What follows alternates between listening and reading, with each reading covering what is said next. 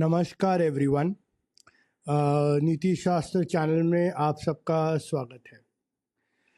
आज फिर एक और वीडियो लेके आते हैं ऑन जियोपॉलिटिकल अपडेट्स, ट्रेड को लेके, क्योंकि बहुत घटनाक्रम बहुत तेज़ी से बदल रहा है। तो जैसे हमने देखा कि आज एक ओपिनियन ये भी आ रहा है कि ईरान और पहले जियोपॉलिटिकल अपडेट ले लेते हैं कि ईरान और इजराइल का जो लड़ाई हुआ उसमें कुछ फ़ायदा रशिया का हुआ है।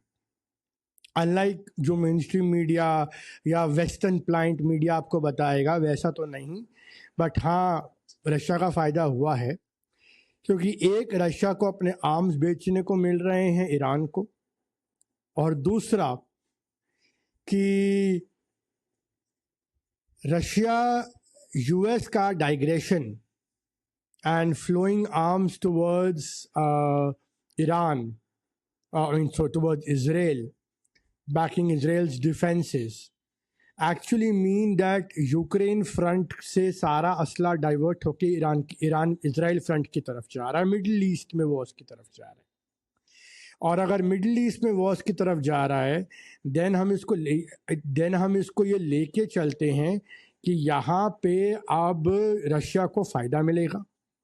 और जैसा कि बहुत सारी रिपोर्ट्स आ रही हैं कि Russia has amassed hundreds and thousands of troops on near Sumy SUMY जो यूक्रेन में है, और वहाँ पे बड़ी मैसिव बोम्बार्डमेंट और काफ़ी हद तक रशियन फोर्सेस आगे बढ़ने में कामयाब हो पा रही हैं, यूक्रेनियन डिफेंसेस को भेद पा रही हैं। यहाँ तक कि कल एक यूक्रेनियन F-16 अमेरिका का एक और गिराया रशिया ने, इन killing the Ukrainian pilot in combat.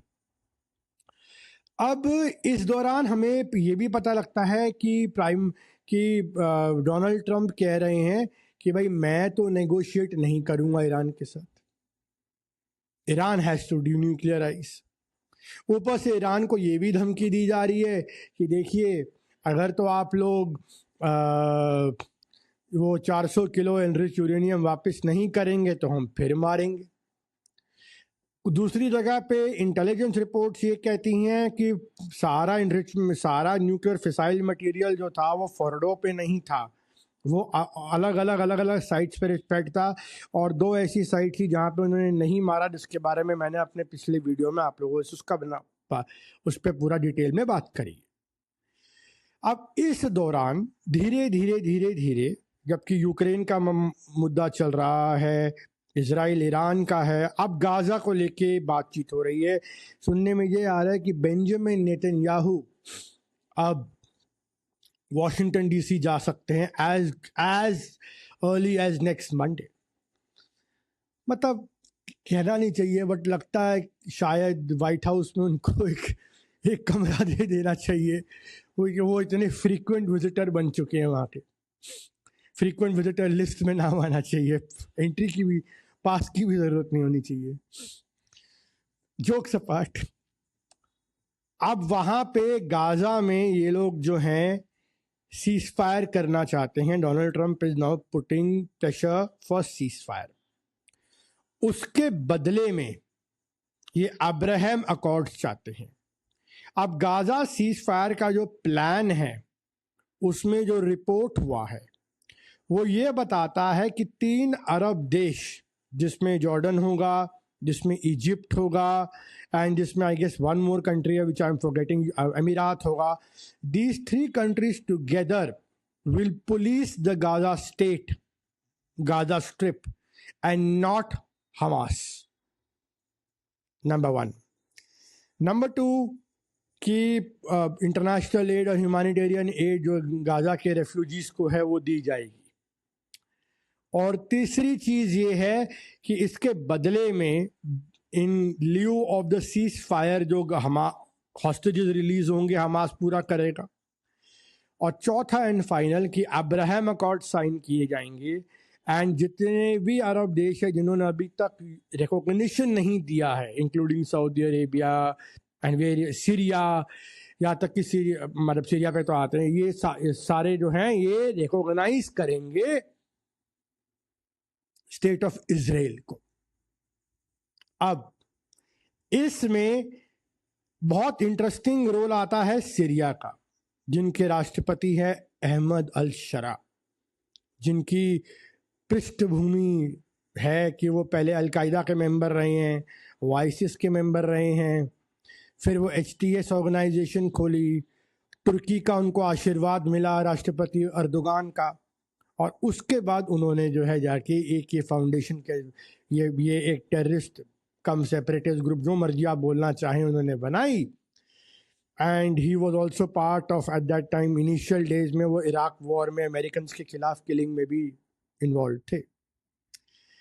अब उनको राष्ट्रपति ट्रंप ने उनके अरब देशों के कहने पर, और क्योंकि वो गोलान हाइट्स को लेके वो इजराइल से नेगोशिएट कर रहे हैं कि मुझे इजराइल से पीस चाहिए कि इजरायली एयरफोर्स जो है अपनी बॉम्बिंग बंद करे और गोलान हाइट्स को हम एक लैंड ऑफ पीस के तौर पे कर देंगे, जो को जिसमें वी डोंट माइंड कि वहाँ पे, लेकिन इजरायलीज जो हैं जिन्होंने थोड़ा आगे बढ़े, थोड़ा वापस जाएं, ये उनका एक पीस नेगोशिएशन चल रहा है सीरिया और इजरायली गवर्नमेंट के बिटवीन। अब डोनाल्ड ट्रंप ये भी चाहते हैं कि अहमद अल शरा की सीरिया लेड रेजिम इजराइल को रिकॉग्नाइज करे, अब्राहम अकॉर्ड्स का हिस्सा बने। अब इसका तो पूरा बिल बोर्ड भी लगा टेल अवीव में कि it's time to sign recognise state of Israel and do what you say, क्या कहते हैं, डू अब्राहम अकॉर्ड्स। लेकिन क्या ये इतना आसान है? अहमद अल शरा कह रहे अभी तो वक्त नहीं है, थोड़े दिनों में करेंगे। तो देखते हैं।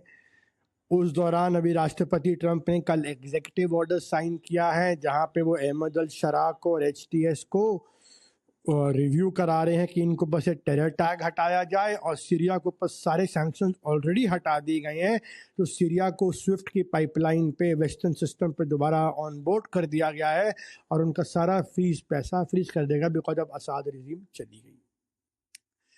इस दौरान राष्ट्रपति पुतिन जो यूक्रेन में अपना एक एडवांस कर रहे हैं, वो डोनाल्ड ट्रंप से बातचीत में ये कहते हैं कि मैं चाहिए तो मैं आपको ईरान और इजराइल के बीच में मदद कर दूं न्यूक्लियर डील टॉक्स में। तो राष्ट्रपति ट्रंप कहते हैं नहीं, हमें आपकी ज़रूरत नहीं है, हमें आपके उस चीज़ में आपकी मध्यस्थता की ज़रूरत नहीं है, हमें आपसे मध्यस्थता की ज़रूरत है। वो यूक्रेन का इशारा कर रहे थे। तो ये एक बहुत इंपॉर्टेंट चीज़ थी। सो एक जियोपॉलिटिकल मिडिल ईस्ट में हम एक नया चैप्टर, एक अध्याय जुड़ता हुआ देख रहे हैं। वो अध्याय ये है कि एक डोमिनेंट इजराइल है जिसका नैरेटिव खाली ईरान ने चैलेंज किया। दूसरा किस्सा उस अध्याय का ये है कि इजराइल का पैलेस्टीन पे, गाजा पे स्पेसिफिकली डोमिनेंट है। अब गाजा का एक सोल्यूशन निकाला जा रहा है, ह्यूमैनिटेरियन सीजफायर डोनाल्ड ट्रंप चाहते हैं, क्योंकि शायद उनका नोबेल पीस प्राइज पाने का इच्छा बहुत ज़्यादा है, तीव्र इच्छा है उनकी। तो आप बीबी नेतन्याहू उनको दिलवा सकते हैं कि देखो गाजा में मैंने सीजफायर करा दिया, ईरान इजराइल मैंने करवा दिया, सिंदूर में तो वो ऑपरेशन सिंदूर, इंडिया पाकिस्तान में तो वो क्रेडिट लेते ही हैं, रवांडा कॉन्गो में भी लेते हैं। तो वो अपने आप को नोबेल पीस, और ऑलरेडी नोबेल पीस प्राइज लेने के लिए मतलब मानते हैं कि मुझे मिलना चाहिए, और ऑलरेडी पाकिस्तानी आर्मी उनको नॉमिनेट कर चुकी है, और साथ साथ में बाकी लोग, अमेरिका में भी कांग्रेसमैन ने उनको नॉमिनेट किया है पीस प्राइज के लिए। अपनी लेगेसी छोड़ना चाहते हैं। तो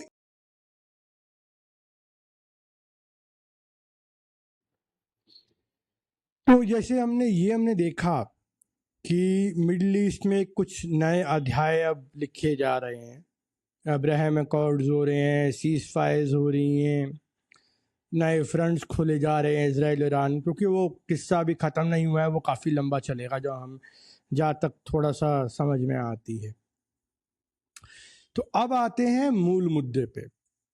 अब 9 जुलाई को 90 दिन पूरे होने जा रहे हैं राष्ट्रपति ट्रंप के ट्रेड टैरिफ्स के, जो उन्होंने सस्पेंड किया था अप्रैल 9 को, लिबरेशन डे के बाद।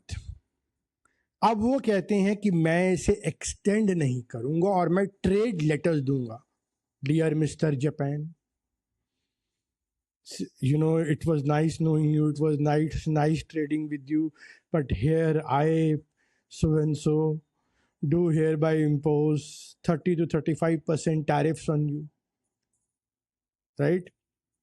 Thank you for taking your notice, President Donald J. Trump. अब कल राष्ट्रपति ट्रंप कहते हैं कि वो 30 से 35% टैरिफ जापान पे लगाएंगे बिकॉज जापान उनका राइस लेने से मना करती है. अजी, जापान ने तो बहुत कुछ लेने से मना कर दिया है. जापान ने जो दोबारा प्लाजा अकॉर्ड करने से मना कर दिया है. जापान यहाँ तक अड़ गया कि आप 25% ऑटो टैरिफ बिल्कुल ज़ीरो करिए, नहीं तो हम नहीं लेंगे. बिकॉज जापान का ऑटो ही तो one of the main industries है, manufacturing, electronics and auto sector.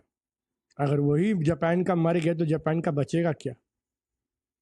तो और फिर साथ में कहते हैं कि आप अपना करेंसी को अप्रिशिएट करिए, डी वैल्यू का, डॉलर को डी वैल्यू का होने दीजिए ताकि हम लोग जो हैं यूएस का फ़ायदा हो सके फिर दोबारा से. बट इतना आसान नहीं है. इस बार जापान अड़ा हुआ है. इसलिए कल डोनाल्ड ट्रंप ने रात को अपने एयरफोर्स वन पे ट्रैवल करते हुए बोला कि I don't think a deal is possible with Japan and I'll be issuing a trade letter with a tariff of 30 to 35%. And now we are prioritizing India over trade deals, over others, over Japan. So before we come to India, let us talk की situation क्या है US की, global economy, financial. What are the various players who are saying? Okay. पहला है treasury secretary Scott Bessent. वो कहते हैं कि उनका जो बिग ब्यूटीफुल बिल है वो तो 4 जुलाई को पास हो जाएगा और साइन भी हो जाएगा राष्ट्रपति से अमेरिका की आज़ादी के दिन. So we should not actually not have a problem with that. Then उन्होंने कहा कि this will start addressing down the debt, we will start, federal spending cuts हो रही हैं तो we will start the dollar date.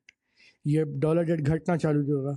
जबकि वो ये बताना भूल गए कि सेनेट से जो बिल पास हुआ है वो कांग्रेशनल बजट एस्टीमेट के हिसाब से, जो एक न्यूट्रल बाईपार्टिसन बॉडी है, वो कहती है कि this will add at least 3 to 4 trillion dollar of debt in next 3 to 4 years. कहाँ बैठे हैं ये लोग और किसको क्या बोल रहे हैं, ये जानना बहुत ज़रूरी है.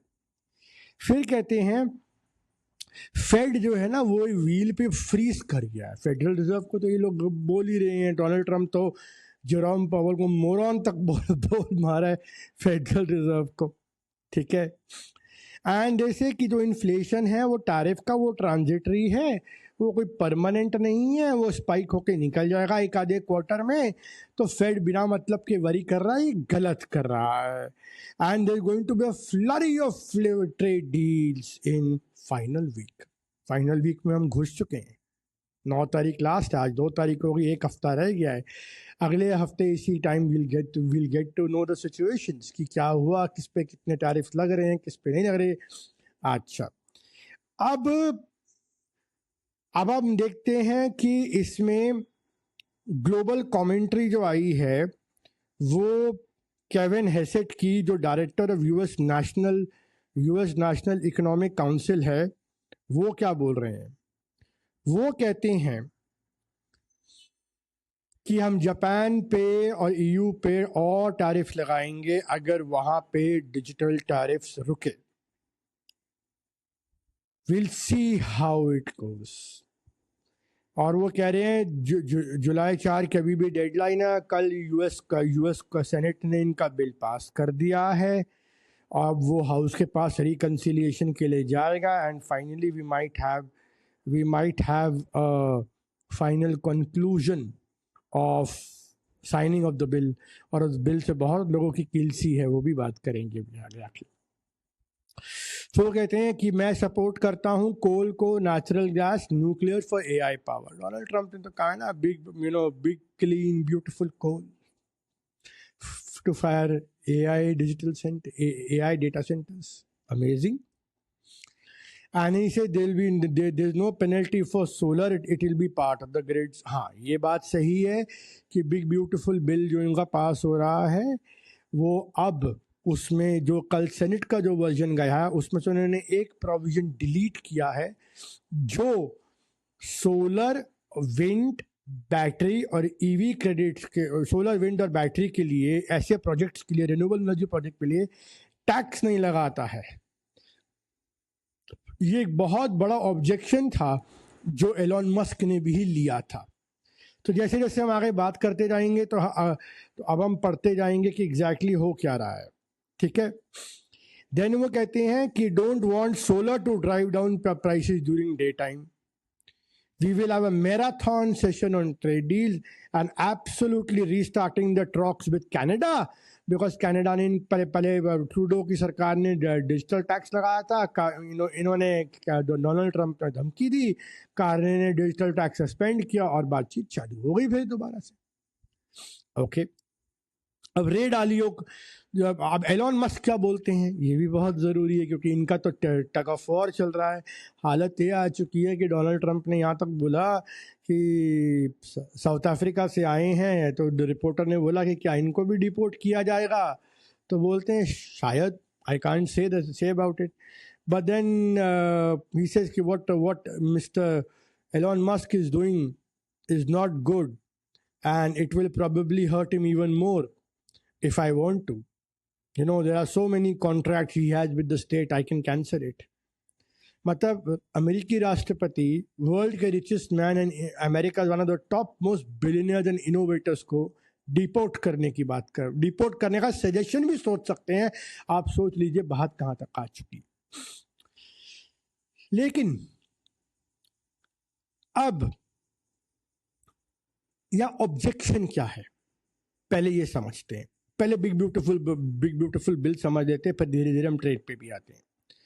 अब यहाँ पे ऑब्जेक्शन ये है कि बिग ब्यूटीफुल बिल एज पर कांग्रेशनल के हिसाब से, बजट के हिसाब से, जो एलोन मस्क कह रहे हैं कि this is going to put the deficit like crazy, it's right. Congressional budget of it says tax cuts or reduce spending by $1.2 trillion while revenue is dropping by $4.5 billion. So overall debt is going to increase by $3.3 trillion over next few years. उसके बाद ये क्या करता है, ये जितने भी new age industries हैं जिसमें टैक्स क्रेडिट है for renewable energy, sectoral solar, wind, battery, electric vehicles, Joe Biden administration ने इन्फ्लेशन रिडक्शन एक्ट में इम्पोज किए थे, ठीक है, स्पेशली ये उसको ख़त्म कर रहा था। दूसरा, ये नए टैक्सेस लगा रहा था on wind and solar project post 2027 for specially दो यूजिंग चाइनीज कंपोनेंट्स। आपकी मैन्युफैक्चरिंग है नहीं, चाइना के मैन्युफैक्चरिंग पे आप टैक्स लगाना चाहते हो, इनको आप जो टैक्स क्रेडिट दे रहे हो रिन्यूएबल एनर्जी के लिए वो आप खत्म करना चाहते हो। तो आप रिन्यूएबल एनर्जी की जो क्रिटिकल इंडस्ट्रीज हैं उसमें आप टोटली अपना बंटाधार करना चाहते हो, ये अमेरिका करना चाहता है, ठीक है। अब this could raise the energy cost by 8 to 10% and up to 72%, eliminate up to 72% of the planned renewable energy projects costing 300 gigawatts and 7,70,000 jobs by 2035. Conversely, ये बिग ब्यूटीफुल बिल क्या करता है? ये बिग ब्यूटीफुल बिल यहाँ पे fossil fuel industries को के लिए टैक्स इंसेंटिव प्रोवाइड करता है, like coal and oil pivoting to traditional energy of the 19th century. अब एलोन मस्क कहते हैं कि उनका तो मतलब वो कहते हैं कि उनका तर्क ये है कि ये जो बिग ब्यूटीफुल बिल में जो आप प्रावधान ला रहे हो या टैक्सेस लगा रहे हो या क्रिटिकल न्यू एज इंडस्ट्रीज की, चाहे वो आपका मतलब चाहे वो आपका सोलर हो, विंड हो, बैटरीज हो, इन सब चीज़ों पे आप क्रेडिट्स करके आप यूएस में पूरे उस इकोसिस्टम को तबाह कर रहे हो। वो कहते हैं कि these batteries are very much necessary for powering the data centers And if US has such huge land mass, and if we can put some solar panels in states like Texas or Arizona in the desert, and we can connect it to the battery grid, it can continue to power our data centers, AI centers, without consuming or polluting the environment.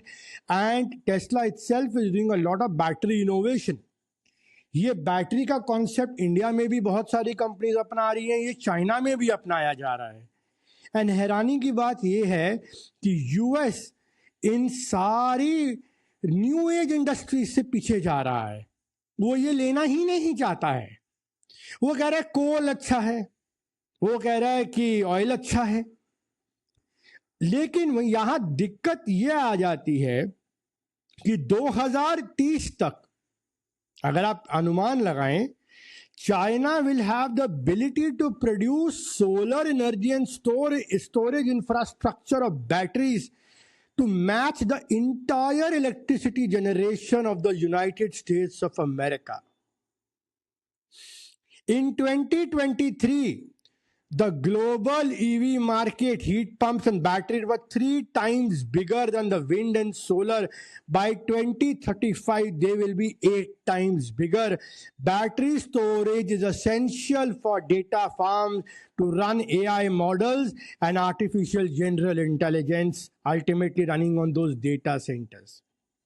Countries like China are leading on electrification, are building for the future, while US pivots backwards towards 19th century idea of fossil fuels and coal-powered AI data centers, including nuclear power.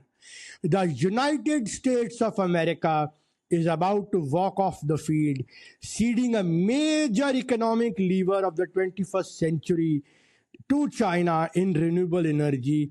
Thank you for your attention to this matter. ये राष्ट्रपति Trump करने जा रहे हैं. Elon Musk ये बहुत बड़ा blunder होते देख रहे हैं. ये वही ब्लंडर है जब इन्होंने कहा रेयर अर्थ मिनरल्स क्यों चाहिए, और आज रो रहे हैं कि रेयर अर्थ का हमारी मोनोपोली खत्म हो गई, चाइना मोनोपोलाइज करता है. 10 साल बाद जब चाइना सोलर पावर जनरेशन पे चला जाएगा, चाइना अपना पब्लिक ट्रांसपोर्ट पूरा ईवी पे ले जाएगा, उसका फ्यूल कंजम्पशन घटेगा, वो फॉसिल से लेके नेचुरल फ्यूल पे निकल जाएगा. Ultimately low cost AI mounted on large supplies of unlimited solar power stored in battery systems और and through wind farms. आप इमेजिन कर सकते हैं अगर चाइना की यहाँ मोनोपोली बन गई, यूएस अगर अपना इकोसिस्टम डिस्ट्रॉय कर रहा है बिग ब्यूटीफुल बिल से, तो ग्लोबली सारी कैपेसिटी चाइना, कुछ हद तक इंडिया के हाथ आ जाएगी. And ultimately the biggest sufferer will be United States of America and the new age industry और the new age industrial vertical. ये किस टाइप की पॉलिसी है यूएस की? तो ये हम लोगों ने देखा कि बिग ब्यूटीफुल बिल में ऑपोजिशन क्या आ रही है.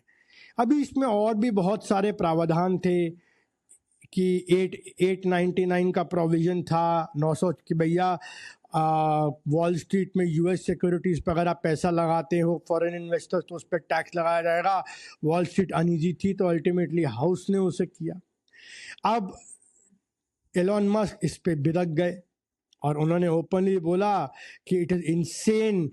If this insane bill passes, the America Party will be formed the very next day. Our country needs an alternative to the Democrat-Republican uni-party so that people can actually have a voice. It is obvious with the insane spending of this bill, which increases the debt ceiling by a record 5 times. Trillions of dollars that we live in one-party country, the Porky Pig Party. Time for new political party that actually cares about the people. ये Elon Musk का बोलना है. और फिर Donald Trump ने जब उनकी deportation की बात करी और बैनन ने उनको साउथ अफ्रीकन का उनकी डिसेंट के बारे में बोला, तो उन्होंने कहा Bannon will go to jail and this time permanently. अब देखिए मगा ट्रुप में कैसे इन ओलिगार्क्स की आपस में लड़ाई हो रही है. But I firmly agree with the view point of Elon Musk. Not because it is a Twitter platform or an X platform, but because he is able to see the future. He is an innovator. An innovator who knows वो कि आने वाला future कहाँ है, China कहाँ lead कर रहा है, और अगर यूएस आज वो स्पेस सीड कर देता है तो वो रेस खत्म हो गई। रिन्यूएबल्स में, एनर्जी में, बैटरी स्टोरेज में, एआई में वो चाइना इतना आगे निकल जाएगा that you will not need anyone else to go about it.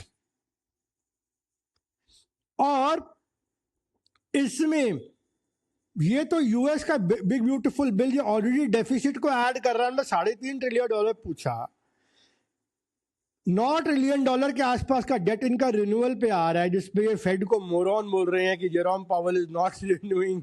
ठीक है कि I wish that person could listen to what the American people want. But कोई डोनाल्ड ट्रंप से ये भी पूछे, यार आप ही ने तो टैरिफ लगाए थे, तो इन्फ्लेशन का जिम्मा भी आप ही भोगिए ना। आप किसी और हकीम ने कहा था टैरिफ लगाने को? तो ये चीज भी आती है।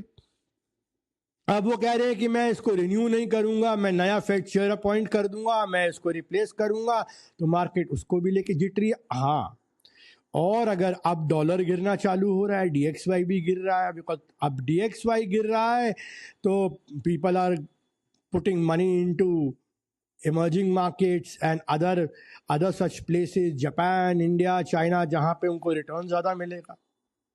और दूसरा, not only do you lose the investments in American securities, but you also equities and securities, debt and equity instruments, but you all and the treasury bonds, but you also lose out, you also end up importing, because अब जितने भी imports जो America लेता था world से वो expensive हो जाएंगे डॉलर के गिरने से। So you will import inflation. तो पावल गलत नहीं है यहाँ पे कि इन्फ्लेशन बढ़ सकता है। अब इसको काटने के लिए डोनाल्ड ट्रंप को क्या करना चाहिए? इसको काटने के लिए डोनाल्ड ट्रंप को यह दिखाना पड़ेगा, देखो टैरिफ नहीं बढ़ रहे हैं लेकिन मैं ट्रेड डील्स कर रहा हूं। But before we move on to the last finale of our podcast, so let us talk about one or two more people who have commented. Ray Dalio, who is the founder of the Bridgewater Associates, a very famous hedge fund, he has warned about US debt bomb. Says only a bipartisan tax, consensus can literally, bridge this, which includes a mix of tax hikes and spending cuts can fix it. He urged both Republicans and Democrats to chip in a bit to reduce the deficit. At the same time, Raphael Bostic, जो Atlanta federal reserve के head हैं, वो कहते हैं is going to take some time for clarity on tariff. Business response to tariff could stretch into 2026. Labor markets are quite solid. He said projecting 1 rate cut this year and 3 in 2025. जुलाई का rate cut भी वो कह रहे हैं बहुत मुश्किल है, अब सीधा रेट कट जो है वो कह रहे हैं सितंबर में ही आएगा. Tariff inflation is question of when not if. वो तो कह रहे हैं आना ही है इन्फ्लेशन. ठीक है, टैरिफ लगे हुए हैं, DXY गिर रहा है, तो भाई कौन पे करेगा उसके लिए? महंगे सामान के लिए जो यूएस में आ रहा है, यूएस कंज्यूमर ही पे करेगा ना, फॉरेन कंट्रीज तो नहीं पे करने वाली. वो कितना बर्डन ले लेंगी? 10%, 20% of the total tariff cost ultimately कौन भुगतेगा? डोनाल्ड ट्रंप बताएंगे, या वो फिर एक और एग्जीक्यूटिव ऑर्डर और इशू करेंगे वॉलमार्ट को और अमेजॉन को कि देखिए you have to absorb the tariff, you can not pass on to the consumers. Price controls. So and US का जो जीडीपी डेटा है वो शॉकिंगली रिवाइज डेटा Q1 का -0.5 आया कंपेयर टू -0.2 पर actually reported, so which was also a very negative की economy नहीं बढ़ रही. तो जो बेसेंट प्लान था 333 का कि 3.5% पे हम 10-year यील्ड लेके आएंगे, 3.5% पे यूएस जीडीपी लेके आएंगे, और साथ में जो इन्फ्लेशन है उसको भी 3%, 2.5 से 3% के बीच में लेके आएंगे. वो इन्फ्लेशन तो खैर ठीक है आ गया, लेकिन वो तो फेड की टाइटनिंग से आया, लेकिन बाकी दो पूरे नहीं हुए. The Besant plan has failed. August and तक आते थे इनका $9 ट्रिलियन का डेट रिन्यूएबल है. अब ये 10-year yield पे तो कर नहीं सकते क्योंकि वो 4.25 पे चल रही है. So they will have to go for a 2-year yield or a 5-year yield. 2-year yield is around 3.545 के आसपास and 10-year and 5-year yield is around 3.7 के आसपास. तो शायद यहाँ पे 1% का लोअर इंटरेस्ट इनको मिल जाए और ये टाइड ओवर कर दो. उनका प्लान ही यही है कि let us tide over the debt for short term treasury interest rates पे. उतनी देर में पावल निकल जाएंगे, रेट कट्स हो जाएंगे एंड देन हम इसको लॉन्ग टर्म पे, इस डेट को लॉन्ग टर्म के लिए 2 साल बाद रिन्यू करेंगे 10 साल के लिए. अब ये बहुत इंटरेस्टिंग है क्योंकि president has the power to impose to appoint federal reserve chairman and Powell अगले साल लेट स्प्रिंग मई के आसपास रिटायर हो रहे हैं. तो ये इनका टोटल यूएस की इकोनॉमी का आप लेखा जोखा आप समझ गए. ये डोलड्रम्स में है, इनका डेट डेफिसिट हाई है, जीडीपी नेगेटिव में है, इन्फ्लेशन की दिक्कत बढ़ती जा रही है, उसको ये लोग कंट्रोल नहीं कर पा रहे हैं और आपस में मगा ट्रुप के झगड़े चल रहे हैं बिग ब्यूटीफुल बिल को लेके, जो खुद एक $3.5-4 ट्रिलियन डेट ऐड करने वाला है, न्यू एज इंडस्ट्री वर्टिकल्स को कट करने वाला है. और अब हम फाइनली आते हैं इंडिया के साथ इनकी ट्रेड डील को लेके. अब इंडिया के साथ इनकी जो ट्रेड डील है ना, वो पहले तो ये कहते आए कि देखिए आप एग्रीकल्चर पे नॉन ट्रेड बैरियर्स रिलीज करिए. फिर ये आए कि आप हमें डेयरी प्रोडक्ट्स अलाउ करिए. एग्रीकल्चर में नॉन ट्रेड बैरियर्स यानी जैसे आप जो है हमारे जीएम कॉर्न को अप्लाई करिए, हम अलाउ करिए, हमारे कहते हैं सोयाबीन को अलाउ, जीएम सोयाबीन को अलाउ करिए और जीएमओ सर्टिफिकेशन हटाइए. बाकी आपके जो मैंडेट्स हैं, आपके जो फर्टिलाइजर यूरिया सब्सिडीज़ हैं वो हटाइए. सारी बातें हम लोग पुरानी video, data localisation, pharma patents and dairy की, डेयरी में ना डेयरी फीड्स अलाउ करिए यूएस से, वो सब करना चाहते हैं. अब इसका एक सेक्शन से पुरजोर, देखो नॉर्मल सिटीजन से तो विरोध आ ही रहा था, लेकिन अब इसका संघ परिवार के जो वो हैं, संघ परिवार के जो अफिलिएट्स हैं, उनसे भी पुरजोर विरोध आ रहा है. अब बिजनेस स्टैंडर्ड में 2 दिन पहले ये रिपोर्ट होता है that Sangh affiliates draw the red line over GM crops, agriculture, dairy products and data localization. I'm just quoting you from what has been said. The Bharatiya Kisan Sangh and Swadeshi Jagran Manch have flagged the issue that concessions to US in the agriculture sector, including dairy, will have ramification for country's food security. And they say, if America continues to be stubborn about securing market access for genetically modified crops, dairy products, relaxed regulation of medical devices and data localization, then this bilateral trade agreement is unlikely. The bill को और उस पे उन्होंने कहा आगे, उनका एक बंदा कहता है, as I quote, how can a country's agriculture and small industry be sacrificed in front of America's stubbornness? India cannot allow non-vegetarian milk and dairy, he said, adding that this could not be agreement that compromise the interest of India's farmer and dairy. India's farmer will be unable to compete with the US and the subsidy that the latter provides its farmer. What if the Indian farmer stops producing? Absolutely right. बिल्कुल सही बोला संघ परिवार के इन groups ने, स्वदेशी जागरण मंच और भारतीय किसान मोर्चा ने, भारतीय किसान संघ ने. क्यों? क्योंकि अमेरिका अपने फार्मर्स को $40,000 की तकरीबन सब्सिडी देता है और इंडिया $3,000 की देता है, और ये कहते हैं हम बैरियर्स हटा दें और इनके फार्मर्स को एक्सेस अलाउ कर दे. तो ये तो एक लेवल प्लेइंग फील्ड बचेगा ही नहीं. WTO में 1991 से ये लोग जो चाह रहे हैं, जो हमारा जो अकॉर्ड था, ये वही तो चाह रहे हैं उसको लेके. तो ये आप लोगों ने देखा कि ये है इनका जो ये एग्रीकल्चर में हमसे चाहते हैं, फार्मा में patent, data localisation by RBI, fintech, बहुत सारी बातें, medical devices, heart stents, knee implants, इन सब चीज़ों पे भी कहते हैं आप जो आप लो प्राइसिंग है वो हटाइए, अलाउ करिए इम्पोर्ट्स को। लोकल टेस्टिंग ऑफ वैक्सीन और मेडिसिन जो अब आपने जेनरिक के लिए अमेरिकन फार्मा के लिए लगा रखी है उनको हटाइए। ऑटो कंपोनेंट्स पे जो आपने लगा रखे सर्टिफिकेशन वो हटाइए। तो इनकी बहुत सारी डिमांड्स हैं, लेकिन इंडिया इन बातों पे अड़ा रहा। संघ ने सरकार का पूरा समर्थन दिया और भारत सरकार भी अडिग खड़ी रही, यहाँ तक कि हमारी फाइनेंस मिनिस्टर निर्मला सीतारमण ने एक बहुत ही उम्दा स्टैंड लिया कि भारत अपने अभिन्न राष्ट्रीय इंटरेस्ट पे कॉम्प्रोमाइज नहीं करेगा एग्रीकल्चर और डेयरी में खासकर। और ये दो टूक मैसेज वॉशिंगटन को गया।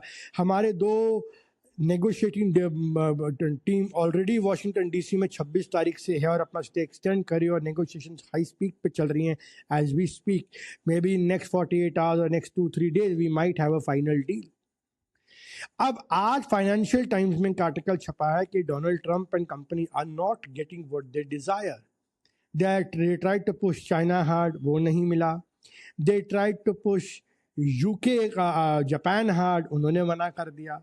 Now they are trying to push India hard कि आप नॉन ट्रेड बैरियर्स पे मानिए, और इंडिया भी मानने को तैयार नहीं है। तो अगर ये कोई इंटरिम डील हो सकता है 9 जुलाई तक, तो वो क्या हो सकता है उसका एक ब्रॉड आउटलाइन समझते हैं। अब अगर इंटरिम डील होगा तो उसमें हम टैरिफ अमेरिकन कंपनीज पे अक्रॉस सेक्टर्स हम घटा सकते हैं, बस शर्त है कि हम agriculture, dairy, pharma, data localisation और इन सब नॉन ट्रेड बैरियर्स पे कॉम्प्रोमाइज नहीं करेंगे। अमेरिका ने जो सेक्टोरल टैरिफ लगाए हैं ऑटो पे वो रहेंगे। स्टील टैरिफ जो 50% है शायद वो घट के 25% पे आ सकते हैं, और फार्मा में भी थोड़े टैरिफ आ सकते हैं क्योंकि इंडिया ऑलरेडी बोल रहा है कि भैया नए टैरिफ मत लगाइए और सेक्टोरल टैरिफ को भी नीचे करिए। So that is a subject matter of negotiation. It could be either down to a common rate of 25% और 10% even for sectoral tariff. That depends upon how good the Indian side negotiates. अब America यहाँ पे ना एक maximalist position से negotiate कर रहा है और ब्रॉडर टॉपिक ऑफ जो नॉन ट्रेड बैरियर्स है उनको बीटीए में आगे के लिए रखा जाएगा, इस इंटरिम ट्रेड डील में नहीं डाला जाएगा। अब इसके पीछे मोटिव ये है कि भाई जो मिल रहा है ट्रेड का डील या टैरिफ डील, एक्चुअली जो मिल रही है अभी फुल फ्लेज ट्रेड डील तो हुआ नहीं, तो टैरिफ डील जो मिल रही है वो तो लिया जाए, हाथ में कुछ तो दिखाया जाए अपनी पब्लिक को। चाइना से एक टैरिफ डील हो जाती है, कनाडा से एक टैरिफ डील हो जाती है, इंडिया से एक डील हो जाती है, यूके से हो जाती है, यूरोपियन यूनियन से टर्म्स ऑफ रेफरेंस हट जाते, तो डोनाल्ड ट्रंप कह सकते look I got the tariff walls down and tariffs are now reducing. So mister Jerome Powell at the federal reserve, don't act like a moron and start reducing the interest rates. अब चलिए ये तो एक narrative है। अब India को भी कंसीड करना पड़ेगा। हम भी मैक्सिमलिस्ट पोजीशन में चल रहे हैं कि हम तो कोई भी टैरिफ नहीं लेंगे जी, बिल्कुल जीरो पे लेके जाएंगे। अब जीरो तो अमेरिका नहीं मानने वाला, तो हम भी शायद, जो मुझे अंदाजे में, जो मेरी ओपिनियन में लगता है कि हम भी 10% बेस टैरिफ यूके की तरह एक्सेप्ट कर सकते हैं, ऑफरिंग सम स्पेस। और यूएस को ये कह सकते हैं देखो हम आपको मोस्ट फेवर्ड नेशन का स्टेटस भी देने को तैयार है, जो हमने पाकिस्तान से विड्रॉ किया था।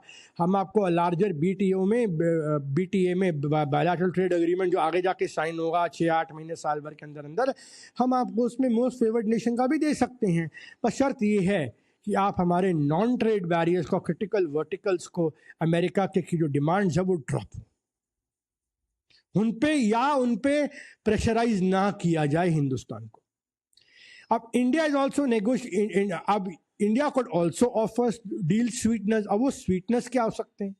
देखिए, हम आपसे और अमेरिकन ऑयल और एलएनजी खरीद सकते हैं टू ऑफसेट ट्रेड डेफिसिट। कुछ डिफेंस डील हो सकती हैं इंक्लूडिंग मिलिट्री ट्रांसपोर्ट एयरक्राफ्ट, जिसके बदले में हम कहते हैं कि भैया जी इंजन तेजस के लिए जल्दी भिजवाइए, ऑलरेडी 2 साल का डिले हो चुका है। राजनाथ सिंह ने, हमारे जो रक्षा मंत्री हैं, उन्होंने ऑलरेडी पीटर हेगसेथ जो डिफेंस सेक्रेटरी, उनसे इसके बारे में आज वार्तालाप करी है। डोनाल्ड ट्रंप अपने बेस को बोलेंगे, देखिए मैं तो ये सारे टैरिफ चाइना से, इंडिया से, यूके से, यूयू से कम कराने में कामयाब हुआ.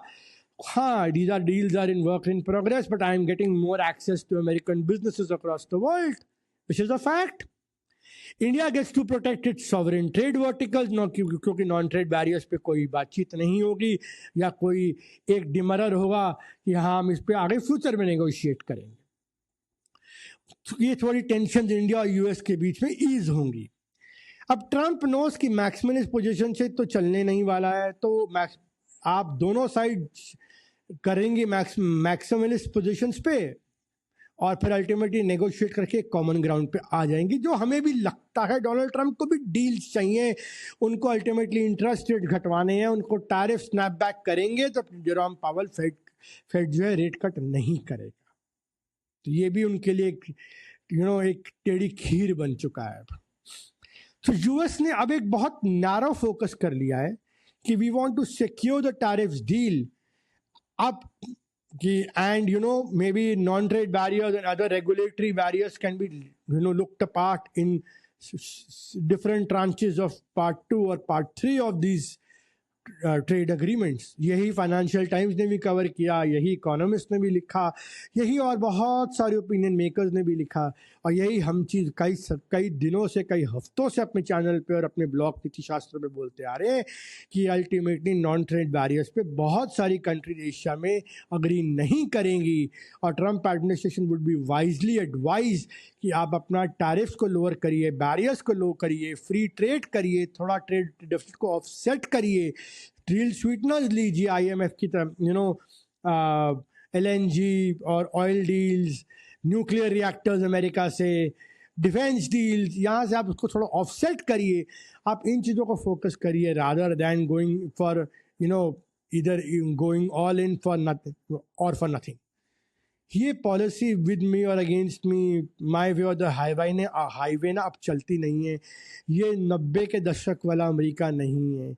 ये अमेरिका एक एम्पायर जो 75 साल हो चुका है, जो अपनी ट्वाइलाइट में है, जो एक डॉलर पॉन्जी स्कीम पे चल रहा है, जिसके अंदर की मैन्युफैक्चरिंग और इंडस्ट्रियल बेस अंदर से हॉलो हो चुका है.